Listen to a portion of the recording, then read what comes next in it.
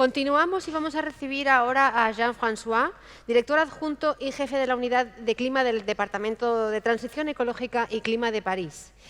Este departamento, en él, ha desarrollado diversas herramientas y planes para reducir la huella de carbono de París y adaptar la ciudad a los desafíos del cambio climático. Su trabajo obtuvo en el 2021 el premio a la acción climática de la Convención Marco de las Naciones Unidas sobre el Cambio Climático. En diciembre de este año verá la luz, además, un nuevo trabajo, un estudio, en colaboración con la Organización Internacional de las Migraciones, en la que Jean-François ha tenido un papel determinante, sobre migraciones climáticas en París, riesgos y oportunidades. Jean-François compartirá con nosotros hoy el Plan de Acción Climática de París para construir una ciudad neutra en carbono, más justa, integradora y resiliente. Vamos a recibirle con un aplauso. Thank you very much, Jean-François, for joining us today in Bilbao. Gracias.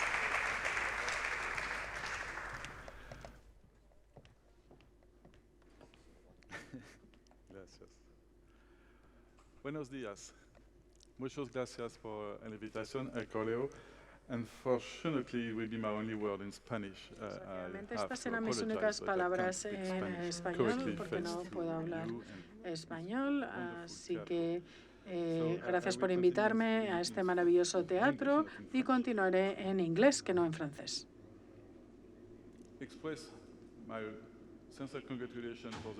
En primer lugar, mi enhorabuena por la organización de este congreso y gracias por invitarme a compartir lo que estamos haciendo en París para intentar ser una ciudad neutral en carbono, pero también una ciudad más justa, inclusiva y resiliente. Creo que todos tenemos claro actualmente que es imposible imaginar una política climática sin tener en cuenta los impactos sociales y económicos que con las que podemos contribuir, así teniendo una ciudad más justa, inclusiva y resiliente. Veamos cómo podemos hacer esto en París. Aquí vemos cuál es la hoja de ruta para poder ser neutrales para el año 2050. La primera parte de este plan se adoptó en el año 2007, hace 16 años, y tras 16 años de trabajo, actualmente hemos reducido en alrededor del 45% nuestras emisiones de carbono. Pero además también aquí pueden ver lo que ocurre en 2020 y las consecuencias de la crisis de la COVID-19. Y además, si vemos aquí, tenemos que respetar cuáles son nuestros objetivos para el año 2030. Esto se supone que en 6 años tendremos los mismos objetivos de emisiones que durante la COVID-19, pero sin la pandemia. Y esto nos muestra la diferencia y lo que nos falta para ser neutrales. Y además se habla de que estamos en la famosa década de la aceleración. Y para la ciudad de París tenemos que obtener el mismo nivel de emisiones que en estos años que en los últimos 15 años. Por lo tanto, hay que hacer lo mismo en muchísimos años menos. ¿Qué es lo que esto supone? Aquí tenemos la huella de carbono de la ciudad de París. Quizás no sea la misma que han visto en otras ciudades. Tenemos todas las emisiones de efecto invernadero que tienen que ver con el transporte, gestión de residuos y demás. Como podemos ver, la mayor parte de las emisiones, las que están en un azul más claro, son generadas por las actividades económicas fuera de la ciudad y de los parisinos dentro de la ciudad. A veces no muy lejos, por ejemplo, aquellos que viven en ciudades fuera de París, pero que cogen su transporte para llegar a París. Luego también los vuelos que salen y entran a París. Nuestros colegas internacionalmente nos preguntan por qué también tienes estas imágenes de comida, porque tenéis grandes emisiones aquí. Y les digo, bueno, si tenéis en cuenta todas las emisiones de la electricidad y vosotros no tenéis una planta nuclear. Y es al fin y al cabo la misma responsabilidad, porque somos responsables de estas emisiones también fuera de la ciudad y tenemos que intentar reducir su impacto. Además, también vemos que es una responsabilidad compartida, no únicamente de la alcaldía. La alcaldía solo es responsable de un 1% y se encarga de la gestión de tratamiento de aguas y demás. Pero el ayuntamiento puede también tener una influencia en el 25% de lo que vemos aquí. Por ejemplo, la decisión de realizar actualizaciones en los edificios públicos y de otras formas podemos también seguir teniendo influencia. Y luego también hay que tener en cuenta la normativa nacional, por ejemplo, el mix energético que nos permite la normativa de Francia. Y, por supuesto, las normativas de agricultura, aviación y otros estándares europeos. Así que, como vemos, el 40% tiene que ver con la iniciativa privada de los sectores económicos y, en segundo lugar, los ciudadanos. Así que cuando se intenta crear un plan de acción hay que trabajar de forma conjunta.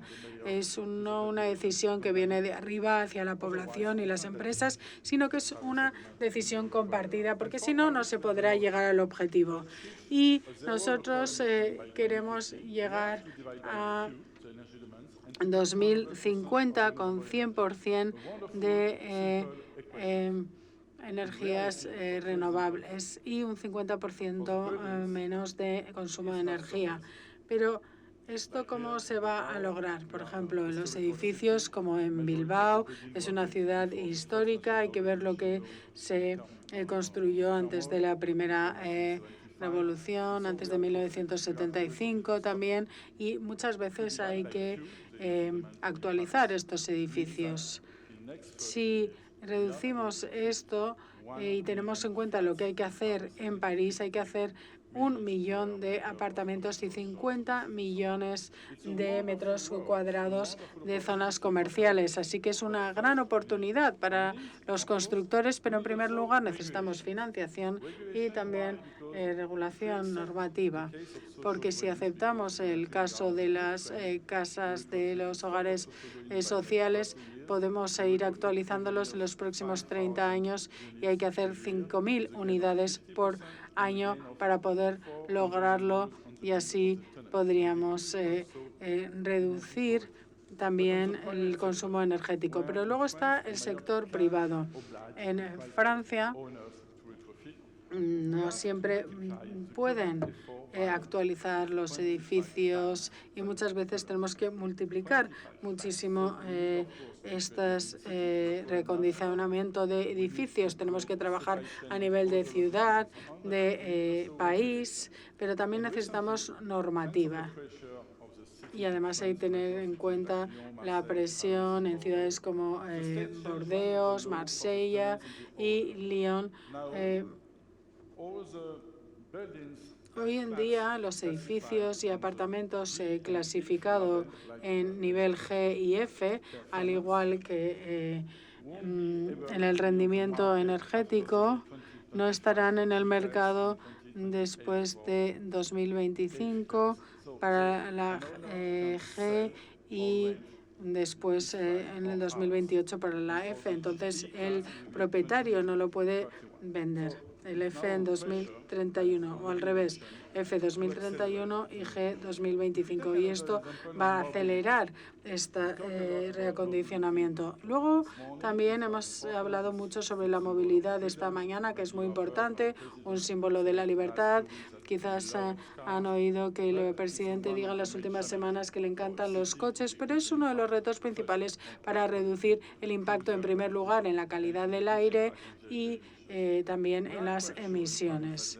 En En París estamos seguros de que en los próximos 5 o 6 años vamos a reducir mucho el impacto en cuanto al transporte de personas. En primer lugar, porque tenemos un sistema público maravilloso, pero también porque hay nuevas normativas en cuanto a los coches. Y, por ejemplo, en París se va a reducir el impacto en la contaminación en un 60% y también reduciendo el tráfico. Pero aún así tenemos que reducirlo más. Pero al final seguimos teniendo tráfico en París para servicios esenciales, ambulancias, bomberos, para entregas de bienes. Y tenemos que cambiar, hacer un cambio a nuevas energías con electricidad verde. Tenemos que asegurarnos de que los suministradores tienen y utilizan contratos verdes. Pero en 10 años se podrían cambiar las cosas de forma bastante rápida y hay que asegurarse de que la red eléctrica va a tener la capacidad para las nuevas demandas, porque tendremos menos y menos gasolineras fuera y cerca de la ciudad, porque todo el mundo quiere cargar en las calles y no irse muy lejos. Y para eso también necesitamos una infraestructura. Así que es un tema medioambiental, pero también económico, para desarrollar nuevas infraestructuras, reforzar la red y tener nuevas oportunidades con hidrógeno. Así que en cuanto a logística, será más difícil teniendo una plataforma logística en el centro de la ciudad y para asegurarse de que se puede hacer entregas, por ejemplo, a través de o con bicis. Y esto es uno de los problemas para una ciudad como París y otras ciudades de alta densidad en Europa. Tal y como he dicho, somos una ciudad muy antigua, construida cuando había inviernos muy fríos y cuando las temperaturas no tenían esas variaciones. Así que algo que hay que tener en cuenta es que hay que adaptar también la ciudad para mitigar y reducir el impacto y para poder acondicionar tenemos que tener esto en cuenta. Así que ahora hay que adaptar la ciudad para proteger a los ciudadanos, en primer lugar a los más vulnerables, pero a todos. Y la media de la temperatura en París ha ido subiendo, por supuesto, como en todas partes, pero si comparamos, tenemos 2,3 grados más comparados con el siglo pasado en París y se espera que esté en 1,5 más para 2030 y estos serán 4 o 5 grados para final del siglo. Así que tenemos que estar preparados para ello y proteger a la población. Y se trata de un lenguaje común. Periódico conocido como Liberación habla de los 50 grados en París y hemos observado como en Europa muchas ciudades han llegado a estas temperaturas. No sé si ha sido igual en Bilbao, pero el fin de semana pasado llegamos a 41 grados, que 41 grados en otoño en París no es algo normal. Así que tenemos que tener un programa para adaptarnos. El mandato anterior habla aquí sobre lo que quisimos hacer para que París fuese más y más verde, pero además también tenemos que promover la adaptación. Así que en el nuevo mandato estamos viendo que hay que acelerar las cosas. Por ejemplo, el número de árboles que se van a plantar en estos próximos 6 años es 10 veces más que en el mandato anterior y queremos ser más verdes para reducir el impacto, que será un gran desastre para París. Y además, el agua tiene que ser más relevante en la ciudad de París. Cuando Haussmann desarrolló la ciudad de París, era una ciudad que se protegía de la lluvia, del viento, con un sistema de alcantarillado específico. Pero ahora tenemos que tener una ciudad y poder recolectar el agua porque tenemos sequía también en invierno, y tenemos que recoger este agua para el verano, y tenemos que limpiar el Sena, el canal, y queremos que esté limpio para eventos deportivos en el verano, y para el año 2025 se podrá nadar porque estará disponible para nadar para los parisinos en 2025. Así que tendremos más agua para también reducir este impacto del que hablaba. Y hablamos sobre infraestructuras, y en ocasiones las consecuencias llegan en 3 a 15 años. Así que también hemos desarrollado un programa de solidaridad para ser conscientes y proteger a los más vulnerables en los veranos de calor, como las personas sin hogar, para asegurar que tienen suficiente agua, sombra, o si tienen que ir a un hospital, y también cuidando a las personas más mayores y mujeres jóvenes, niños, y tienen un número especial al que pueden llamar para que podamos enviar a los servicios sociales. Es muy importante que todos los servicios sociales estén conectados en este tipo de programas para poder juntos mejorar las cosas, porque las infraestructuras no se van a cambiar de un día para otro, pero los servicios sociales están ahí disponibles. Y como he dicho anteriormente, para esta rehabilitación y adaptación tenemos que a veces también utilizar la normativa. En julio pasado se adoptó el nuevo plan maestro, master plan de planificación urbana. El último se adoptó en el año 2006, antes del primer plan de acción climático, pero este nuevo tiene en cuenta todas las recomendaciones, y además se incluye la noción de lo bioclimático. Esto supone que si quieres plantar un árbol, tienes que, en primer lugar, si quieres reemplazarlo, decir y explicar por qué está enfermo y el tipo de árbol que se va a plantar. Así que esto es muy importante. Y para daros un ejemplo,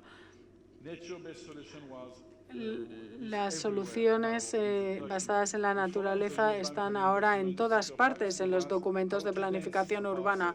Anteriormente se hablaba de densificación y tener más vivienda, pero hoy en día se habla de cómo tener más agua, espacios públicos que sean abiertos y espacios verdes. Es la nueva forma de plantearnos y transformar la ciudad día tras día para cualquier proyecto individual o proyecto de promotores. Y como he dicho al principio, también se trata de un programa social con corresponsabilidad.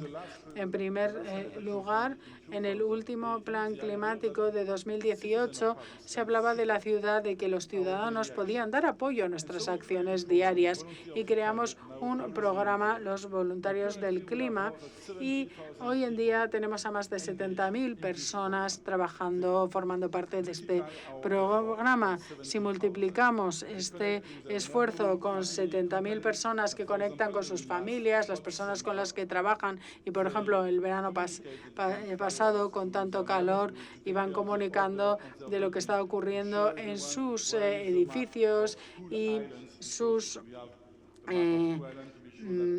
barrios, explicando dónde estaban esas zonas de frío, lo que se llaman las cool islands, o islas de frío, a las que se puede tener acceso cuando hace mucho calor en la ciudad. Y solo se cubre al 60% de la población, que no está mal, pero esto significa que aún tenemos a 600.000 parisinos que están a más de 7 minutos de estas islas de calor cuando hace mucho calor en sus apartamentos. Así que vamos a tener que seguir trabajando para que todo el mundo esté cerca de un jardín un parque o una iglesia, donde también cuando hace mucho calor pues estar a temperaturas mucho más agradables. En el centro tenemos el logo de la Académie du Climat. Se trata de algo que ha creado la alcaldía para reinventar la pedagogía y la educación sobre el cambio climático y la transición energética, utilizando herramientas para que se conviertan en actores y agentes del cambio del futuro. Y esta es la base para todo el mundo, sin limitaciones de edad, para mostrar qué es lo que está ocurriendo en París y cuáles son las iniciativas positivas y algunos debates. Algunos dicen que vamos demasiado lentos y demás, pero Climate Academy, esta Academia del Clima, ha organizado muchísimos eventos. Y luego, por último, tenemos Acción de París para las empresas. Es un proyecto del 2012 para involucrar a todas las empresas, para dar apoyo y llegar a compromisos en cuanto a cambio climático.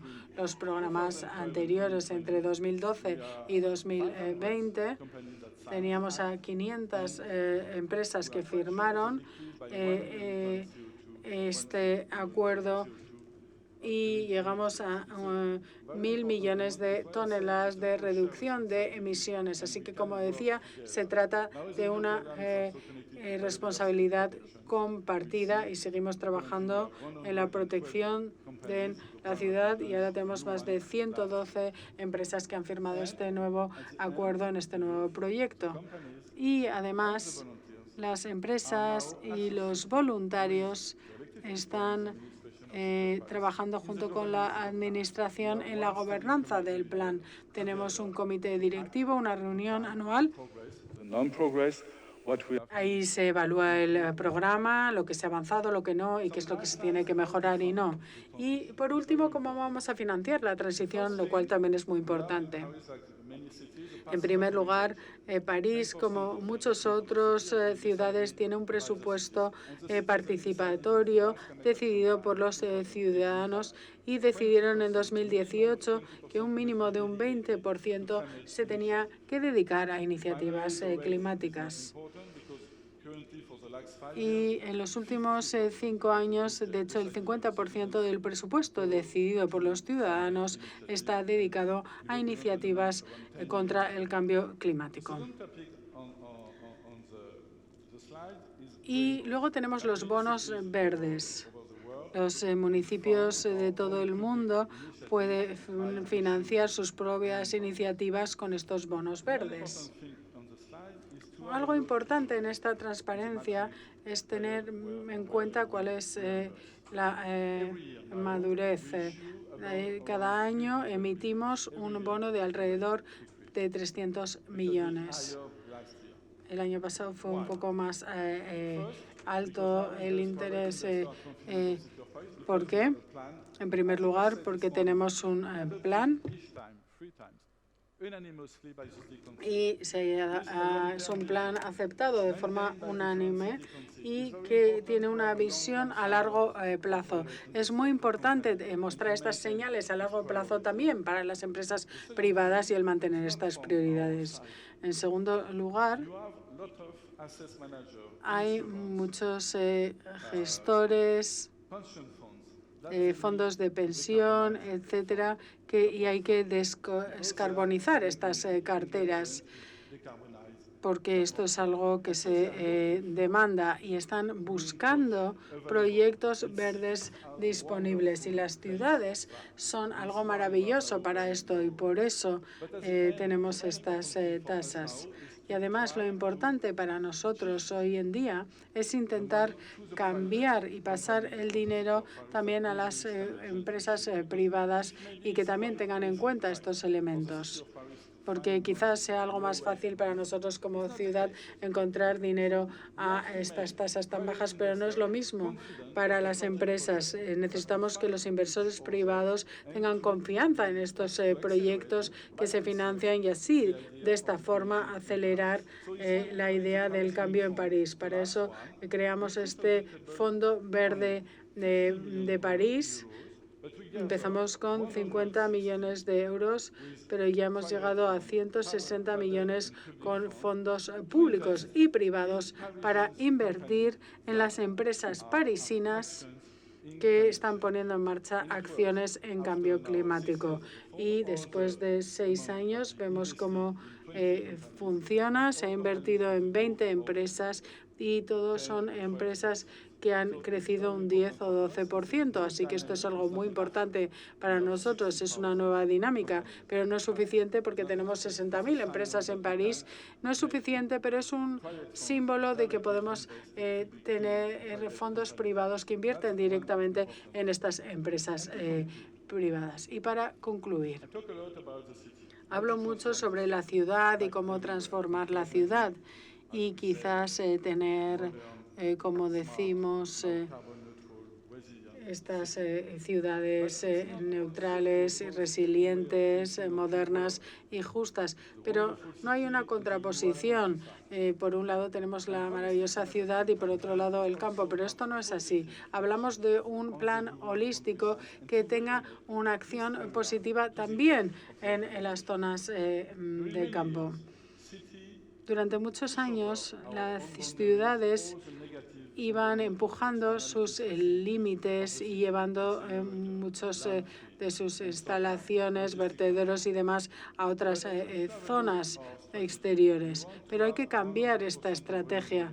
Queremos ser 100% renovables y no vamos a poder hacerlo en nuestro territorio. Por lo tanto, tenemos que invertir fuera de la ciudad para poder obtener nuestra propia energía renovable.